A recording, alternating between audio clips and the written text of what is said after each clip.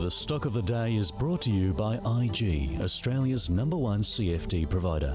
With over 17,000 markets and extended trading hours, turn US earnings season volatility into opportunity. Get started at IG.com.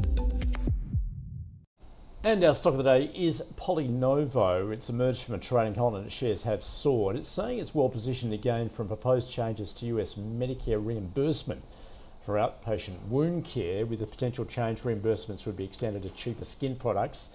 The company is saying this may reduce the incentives for practitioners to use higher cost competitors with Polynovo. In fact, some further detail there. The US Centre for Medicare and Medicaid Services proposing plans aimed at reducing waste and unnecessary use of skin substitutes, it says, which includes capping those reimbursement plans for substitutes to a flat fee of around $800 per square inch, which was well below the previous levels there of some $2,000 per square inch. So, Michael, I'm going to start with you. In fact, just also off the back of its results, revenue was pretty much in line with consensus. EBITDA, though, was at the bottom end of guidance. Yeah, I mean, it's still decent growth numbers when you look at the headline numbers. They do have a pivotal clinical trial in the pipeline called BARDA. The FDA approval process is going to take a number of months really until that is known as to exactly what happens there. We've had a bit of a love-hate relationship with Polynovo. It does have a very good product, and the growth rates, as I mentioned, are very good. However, there has been a lot of upheaval, or if you like, at board level.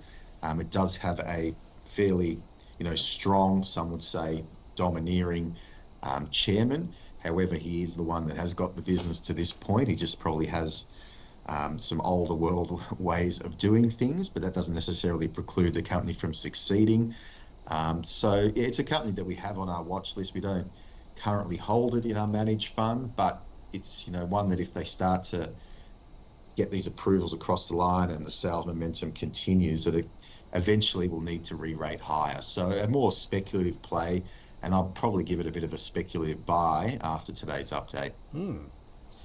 Now, Shawn, you come late to the party here. I've only just told you about that we're going to do Polynovo, so not a lot of research for you, but any particular thoughts you've got on the stock? It's not really a space we do invest in a lot because, as you touched on already, you're sitting there waiting for the FDA approval, or not, as the case may be, and we've seen some huge volatility over the last couple of months from stocks that have got adverse rulings accordingly. Well, it always, with biotech, it so often comes down to these binary outcomes, doesn't it? Exactly, and which makes it very, very hard to have it in a portfolio, certainly in any decent portion of a portfolio, because it's, as you say, it's a binary outcome. The stock's had a tough few years. I see no reason to buy it here. In fact, if anything, the gap up today would have probably been a bit of a sell for us, but right here, right now, the news is positive. I'd call it a hold, but that hold could look silly in a few weeks' time if they get the right outcome from the FDA. There you go, Polynovo, stock of the day. It's a specky buy from Michael and a hold from Shawn. The stock of the day was brought to you by IG. Turn volatility into opportunity this US earnings season with extended trading hours on over 110 key US shares. Get started at IG.com.